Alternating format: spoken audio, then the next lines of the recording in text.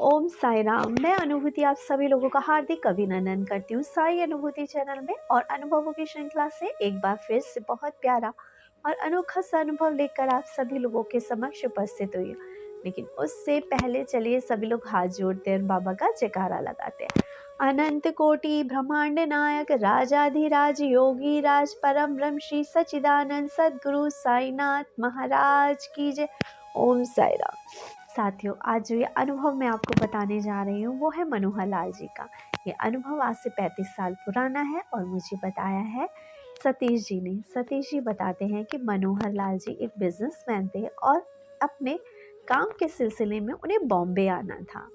ये कहते हैं कि जब वो बॉम्बे आए तो उनके मन में विचार आया कि चलो शिरडी हो आते हैं, और वो बाबा के दर्शनार्थ शिरडी चले गए। बाबा के दर्शन करने के बाद वो वापस बॉम्बे आते हैं, अपना जो भी ज़रूरी काम था उसे निपटाते हैं, और उसके बाद वो रेलवे स्टेशन चले जाते हैं वापसी के टिकट के लिए।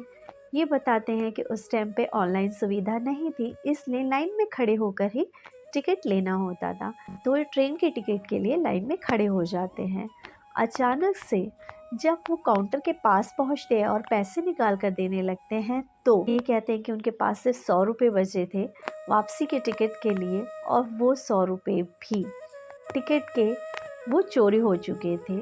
वो घबरा जाते हैं और लाइन में से वापस आते हैं और वो बाबा को याद करते हैं और कहते हैं, बाबा अब आप ही मेरे जाने का इंतज़ाम करो, मैं तो यहाँ किसी को जानता भी नहीं हूँ, मैं किससे पैसे लूँगा। ये काफ़ी परेशान हो जाते हैं और बाबा को याद करने लगते हैं। अचानक से ये क्या देखते हैं कि इनके पड़ोस का एक व्यक्ति जा रहा होता है, और ये देखते हैं, ये उसे आवाज़ देते हैं कि भाई साहब सुनिए, भाई साहब सुनिए। और ये उससे बात करते हैं और उनको बताते हैं कि मेरे साथ ऐसा हुआ, मेरी पॉकेट मार ली गई, आप मुझे 100 रुपये उधार दे दीजिए और मैं वापस जाके आपके घर में लौटा दूँगा। उनका जो वो दोस्त था, या कहिए जो पड़ोसी था, उन्हें 100 रुपये दे देता है और वो चला जाता है। ये अपना टिकट लेते हैं और वापस जाते हैं। घर पहुंचने के बाद ये शाम के वक्त उनके पैसे लौटाने के लिए घर जाते हैं कि चलो उनके पैसे चुका देता हूँ। जब ये उनके घर जाते हैं तो उनकी मम्मी मिलती है, तो ये उनकी मम्मी को पैसे लौटाते हुए कहते हैं कि उनको बहुत बहुत धन्यवाद देना मेरा, क्योंकि उन्होंने मेरी हेल्प करी। तो उनकी मम्मी कहती है कि लेकिन वो आपको मिल कहाँ से गया बॉम्बे में। उनकी मम्मी कहती हैं कि आप ये 100 रुपीज़ जो मुझे वापस दे रहे हैं, ये मुझे समझ में नहीं आ रहा है क्यों, क्योंकि मेरा बेटा तो बॉम्बे गया ही नहीं है, वो तो अभी यहीं जा रखा है, वो आ जाएगा, आप तब उससे मिल लेना। तो कहती कि नहीं, मेरे को 100 रुपये उन्होंने ही दिए थे। तो कहती हैं कि मेरा बेटा है क्या, मुझे पता नहीं होगा।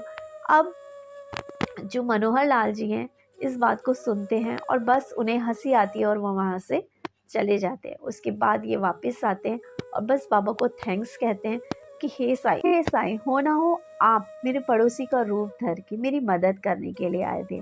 देखा, ऐसे हैं साईनाथ। आज से 35 साल पहले भी भक्तों की रक्षा हेतु कहीं ना कहीं से पहुंच जाते थे, आज भी अपने भक्तों की रक्षा करने हेतु कहीं ना कहीं से आ ही जाते हैं, दर्शन दे ही देते हैं। कोई ना कोई माध्यम, कोई ना कोई जरिया ऐसा बना देते हैं कि हम कह उठते हैं कि बाबा आपके सिवा ऐसा कोई नहीं कर सकता था। बिल्कुल, आज बाबा को समाधिस्थ हुए सालों बीत चुके हैं, लेकिन बाबा की महिमा, बाबा के किए गए चमत्कार जो पहले हुआ करते थे वो आज भी होते हैं। बाबा पहले भी अपने भक्तों की रक्षा हेतु आते थे, बाबा आज भी अपने भक्तों की रक्षा करने हेतु आते हैं। लेकिन बस यदि बाबा को बुलाना है तो मन में प्रेम, श्रद्धा और विश्वास होना बहुत जरूरी है। यदि मन में बाबा के प्रति प्रेम, विश्वास, श्रद्धा और निष्ठा अटूट है तो बाबा को मजबूर होना पड़ता है, अपने भक्तों की रक्षा हेतु बाबा को आना ही पड़ता है। बस इसी के साथ सभी साई डिवोटीज से इतना ही कहना चाहूँगी, बाबा में अपना प्रेम, निष्ठा और विश्वास बना के रखिए।